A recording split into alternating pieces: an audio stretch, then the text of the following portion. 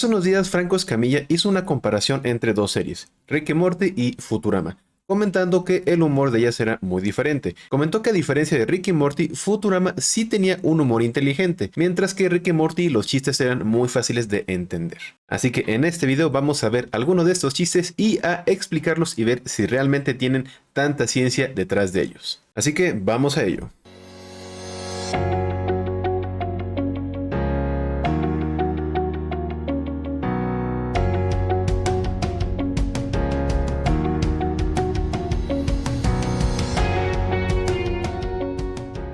Vamos a iniciar justamente con el chiste que comenta Franco Escamilla en su entrevista, que es este. Y es un empate. Revisamos el microscopio de electrones y el ganador es el número 3 en un cierre cuántico. ¡No es justo! ¡Cambiaron el resultado al medirlo! Básicamente, en la carrera podemos ver que los dos caballos llegan prácticamente igual y se entiende que llegan tan parejos que tiene que definirse al ganador a escala cuántica. Es justamente por eso que utilizan un microscopio de electrones para poder observar cuál caballo llegó primero. Pero el problema es que la mecánica cuántica funciona muy distinto al mundo como lo conocemos usualmente. En una carrera normal tú podrías simplemente de vista poder decir cuál caballo llegó primero y cuál llegó después, pero si en este caso estamos hablando de una final cuántica, eso quiere decir que originalmente tenemos una superposición entre los dos posibles estados, es decir, que un caballo llegara primero o el otro. Así que a escala cuántica podríamos decir que ambos caballos están ganando y perdiendo al mismo tiempo, que es algo similar a lo de la paradoja del gato de Schrödinger. Y para poder determinarlo es necesario realizar una medición. Pero cuando nosotros hacemos una medición sobre un sistema cuántico, este tiene que decidirse por uno de los posibles estados que puede tener. El sistema no se va a decidir por uno de ellos hasta que se mida. Entonces el profesor se queja porque al realizar la medición el sistema cuántico colapsa en uno de ellos y es por eso que se ve afectado el resultado final de la carrera. Pero de cierta forma, aunque le moleste, es necesario hacerlo porque si no se mide, entonces simplemente seguimos teniendo una superposición entre que ganó uno o el otro. Siguiendo un poco con el tema de la mecánica cuántica, justamente hay otro chiste que, bueno, no es un chiste tal cual, sino es una referencia en el cual hablan de Schrödinger y es la siguiente. Erwin Schrödinger, ¿eh? ¿Qué hay en la caja, Schrödinger? Un gato, veneno y un átomo de cesio. ¿El gato está vivo o muerto? ¡Vivo o muerto! Contéstele, tonto. Es una superposición de ambos estados hasta que se abre y se colapsan las ondas. Eso dice. Entonces, este no es tal cual un chiste muy escondido, sino simplemente es una referencia. Pero recuerden que esta paradoja realmente es una crítica que Schrödinger hizo a la mecánica cuántica. No es un experimento real que se pueda hacer o que se haya hecho antes. Es simplemente un experimento mental que busca burlarse de la interpretación probabilista de la mecánica cuántica. El siguiente del cual vamos a hablar es uno que de hecho me pareció bastante interesante. Básicamente en este capítulo existe una máquina que es capaz de cambiar la personalidad o más bien el cuerpo de dos personas distintas, tipo juego de gemelas.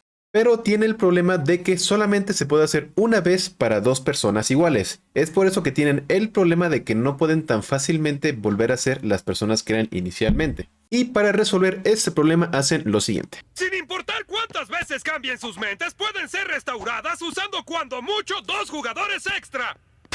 ¿Y quién decía que las matemáticas no se aplican en el mundo real?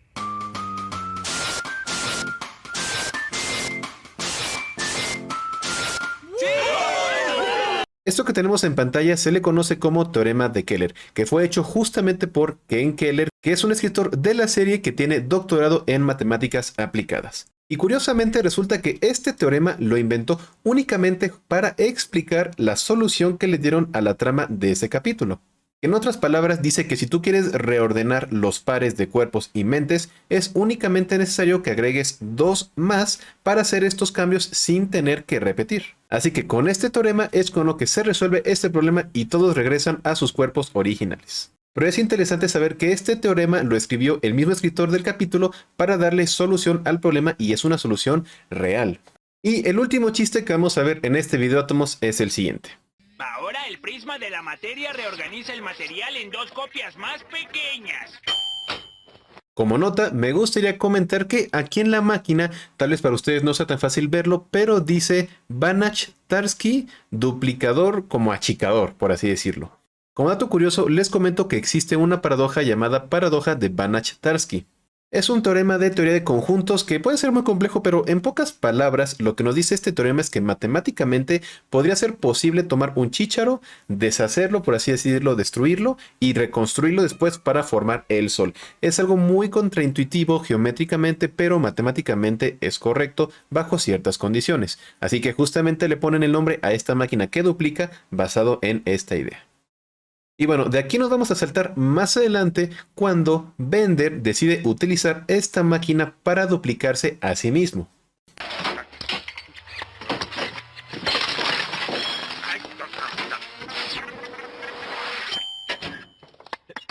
Hola amigos, soy Bender. ¡Vete!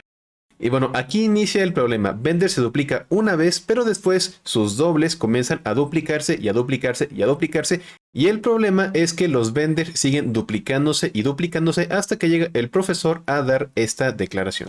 Es buena noticia. Malas noticias, amigos. Miren esta serie infinita que representa la masa de generaciones sucesivas de Benders.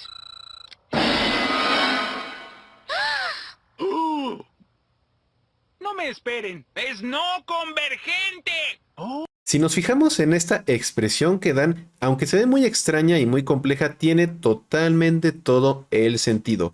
Básicamente nos dice cuál sería la masa de Bender dependiendo de cuántas veces se han duplicado.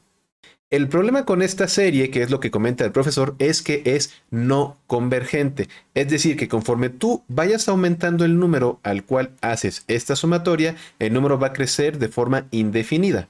Esto es un problema porque, aunque parezca contraintuitivo, no todas las series infinitas son no convergentes. Hay series que, aunque tú sumes una cantidad infinita de términos, convergen a un cierto valor. Pero en este caso no es así. Como dato curioso, fíjese que realmente este factor que tenemos aquí de 2 a la n está un poquito de más, se podría cancelar con el de abajo, pero básicamente yo creo que lo ponen para que se vea un poco más impresionante. Pero si lo quitáramos y esta m0, que es la masa inicial, la quitáramos también de la sumatoria, básicamente lo que tendríamos aquí es una serie llamada serie armónica. Y esta serie armónica pareciera que converge porque cada vez sumamos números más pequeños, pero en la realidad es no convergente y es el problema de este capítulo. Entonces, matemáticamente, aunque los Benders sean cada vez más pequeños, aún así la cantidad de masa tendería a ser infinita y por lo que comentan más adelante, eventualmente los Benders consumirían toda la masa del planeta Tierra. Como puedes ver, realmente en esta serie sí hay muchas cosas que si no lo buscas o lo investigas por tu cuenta, no lo vas a poder entender porque no son cosas que te enseñen en la vida diaria o que deberías conocer. Si te gustaría que analice algunos otros chistes que no consideré en ese capítulo, porque claro, son muchos, ya sabes dónde ponerlo aquí en los comentarios. Y te quiero invitar a que veas alguna de las otras series que tengo aquí en mi página de Facebook, que puede ser Mitos de Física al Descubierto o La Física en las Películas. Por último, te recuerdo que hago directos de videojuegos todos los días en los que podemos divertirnos jugando algo y me puedes preguntar cualquier cosa de física o de matemáticas totalmente en vivo. Eso sería todo por este capítulo, átomos, y nos vemos en el próximo video.